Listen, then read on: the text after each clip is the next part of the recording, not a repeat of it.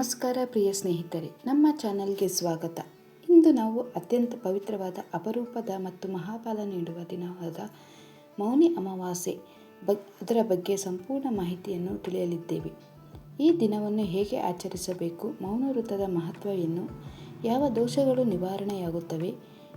ಈ ವಿಡಿಯೋವನ್ನು ಕೊನೆಯವರೆಗೂ ನೋಡಿದರೆ ನಿಮ್ಮ ಜೀವನಕ್ಕೆ ಶಾಂತಿ, ಪುಣ್ಯ ಮತ್ತು ಆತ್ಮಸಂತೋಷ ಖಂಡಿತ ಸಿಗುತ್ತದೆ. ಮೌನಿ ಅಮಾವಾಸ್ಯೆ ಎಂದರೇನು?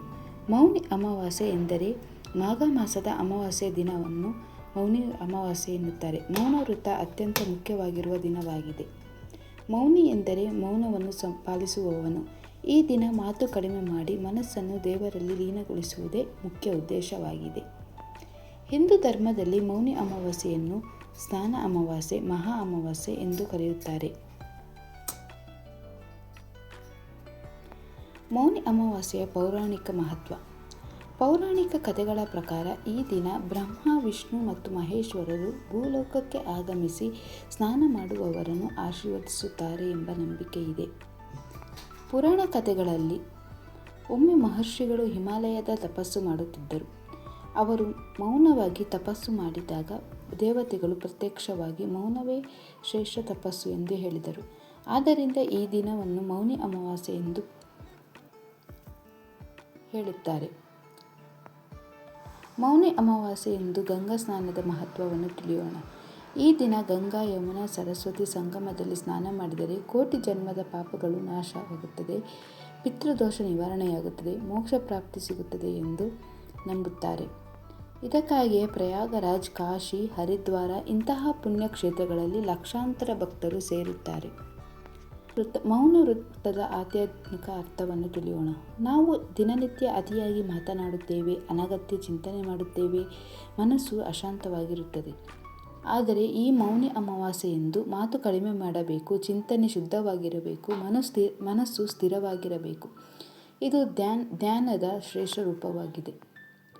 ಮೌನಿ ಅಮಾವಾಸ್ಯೆ ವ್ರತ ವಿಧಾನ. ಬ್ರಹ್ಮ ಮುಹೂರ್ತದಲ್ಲಿ ಏಳಬೇಕು. ಬೆಳಗ್ಗೆ 4-5 ಗಂಟೆಗೆ ಎದ್ದು ದೇಹ ಮತ್ತು ಮನಸ್ಸನ್ನು ಶುದ್ಧಗೊಳಿಸಬೇಕು. ಸಾಧ್ಯವಿದ್ದರೆ ನದಿಯಲ್ಲಿ ಸ್ನಾನ, ಇಲ್ಲದಿದ್ದರೆ ಮನೆಯಲ್ಲಿ ನೀರಿಗೆ ತುಳಸಿ ಅಥವಾ ಗಂಗಾಜಲ ಹಾಕಿ ಸ್ನಾನ ಮಾಡಿದರೆ ಒಳ್ಳೆಯದು. ನಿಮಗೆ ಇಷ್ಟವಾದ ಶಿವ, ವಿಷ್ಣು ಅಥವಾ ನಿಮಗೆ ಇಷ್ಟ ದೇವರುಗಳ ಮುಂದೆ ದೀಪ ಹಚ್ಚಬೇಕು. ಈ ದಿನ ಸಾಧ್ಯವಾದಷ್ಟು ಮಾತನಾಡದೇ ಇರುವುದೇ ಒಳ್ಳೆಯದು. ಮನಸ್ಸಿನಲ್ಲಿ ಮಂತ್ರ ಜಪ ಮಾಡಿಕೊಳ್ಳಬೇಕು. ಓಂ ನಮಃ ಶಿವಾಯ, ಓಂ ನಾರಾಯಣ ನಮಃ 108 ಬಾರಿ ಜಪ ಮಾಡುವುದು ಉತ್ತಮವಾಗಿದೆ. ಮೌನಿ ಅಮಾವಾಸ್ಯೆಯಂದು ಫಲಹಾರ, ಹಾಲು, ಹಣ್ಣು, ಸಾತ್ವಿಕ ಆಹಾರವನ್ನು ಸೇವನೆ ಮಾಡಬೇಕು. ಯಾವುದೇ ಕಾರಣಕ್ಕೂ ಮಾಂಸ, ಮದ್ಯ, ತಾಂಬೂಲ, ತಾಮಸ ಆಹಾರವನ್ನು ಸೇವಿಸಬಾರದು.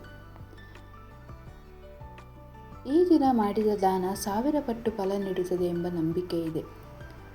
ಈ ದಿನ ಮಾಡಬಹುದಾದ ದಾನದ ವಸ್ತುಗಳು ಅನ್ನ, ಬಟ್ಟೆ, ಎಳ್ಳು, ಹಣ್ಣು, ಹಸುಗಳಿಗೆ ಮೇವು, ಬ್ರಾಹ್ಮಣರಿಗೆ ದಕ್ಷಿಣೆ.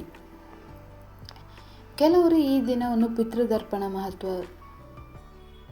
ಪಡೆದಿದೆ ಎಂದು ನಂಬಿದ್ದಾರೆ. ಆದ್ದರಿಂದ ಮೌನಿ ಅಮಾವಾಸ್ಯೆಯಲ್ಲಿ ಪಿತೃತರ್ಪಣಕ್ಕೆ ಅತ್ಯಂತ ಶ್ರೇಷ್ಠ ದಿನ ಎಂದು ಹೇಳುತ್ತಾರೆ. ಈ ದಿನ ತರ್ಪಣ ಮಾಡಿದರೆ ಪಿತೃದೋಷ ನಿವಾರಣೆಯಾಗುತ್ತದೆ, ಕುಟುಂಬದಲ್ಲಿ ಶಾಂತಿ, ಸಂತಾನ ಭಾಗ್ಯ ನೆಲೆಸುತ್ತದೆ ಎಂಬ ನಂಬಿಕೆಯಾಗಿದೆ. ಇನ್ನು ಈ ದಿನ ಮಾಡಬಾರದಾದ ಕೆಲಸಗಳು: ಜಗಳ, ಅಪಶಬ್ದ, ಸುಳ್ಳು, ಕ್ರೋಧ, ಹಿಂಸೆ. ಈ ದಿನ ನಿಮ್ಮ ಒಂದು ತಪ್ಪು ಮಾತು ಕೂಡ ಪುಣ್ಯವನ್ನು ಕಡಿಮೆ ಮಾಡಬಹುದು. ಮೌನಿ ಅಮಾವಾಸ್ಯೆಯ ಫಲಗಳು: ಮನಸ್ಸಿಗೆ ಶಾಂತಿ, ಪಾಪ ನಿವಾರಣೆ, ಆರ್ಥಿಕ ಸಮಸ್ಯೆ ಕಡಿಮೆ ಮಾಡುತ್ತದೆ, ದೈವಿಕ ಅನುಗ್ರಹ, ಆತ್ಮವಿಶ್ವಾಸ ವೃದ್ಧಿಯಾಗುತ್ತದೆ. ಇನ್ನು ಈ ವ್ರತದಿಂದ ಯಾರಿಗೆ ಹೆಚ್ಚು ಲಾಭವಾಗುತ್ತದೆ ನೋಡೋಣ. ಮನಸ್ಸಿಗೆ ಒತ್ತಡ ಇರುವವರು, ಕುಟುಂಬ ಸಮಸ್ಯೆ ಇರುವವರಿಗೆ, ಪಿತೃದೋಷ ಇರುವವರಿಗೆ, ಉದ್ಯೋಗ, ವ್ಯಾಪಾರ ಅಡಚಣೆ ಇರುವವರಿಗೆ ಈ ವ್ರತ ಹೆಚ್ಚು ಲಾಭ ತಂದುಕೊಡುತ್ತದೆ. ಪ್ರಿಯ ಸ್ನೇಹಿತರೆ, ಮೌನಿ ಅಮಾವಾಸ್ಯೆ ಕೇವಲ ಒಂದು ದಿನವಲ್ಲ, ಅದು ಮನಸ್ಸನ್ನು ಮೌನಗೊಳಿಸುವ ಮಹಾ ಅವಕಾಶವಾಗಿದೆ. ಈ ವಿಡಿಯೋ ನಿಮಗೆ ಇಷ್ಟವಾದರೆ ಲೈಕ್ ಮಾಡಿ, ಶೇರ್ ಮಾಡಿ, ಚಾನಲ್ನ ಸಬ್ಸ್ಕ್ರೈಬ್ ಮಾಡಿ. ನಿಮ್ಮ ಜೀವನದಲ್ಲಿ ಶಾಂತಿ ಮತ್ತು ಸೌಖ್ಯ ನೆಲೆಸಿರಲಿ.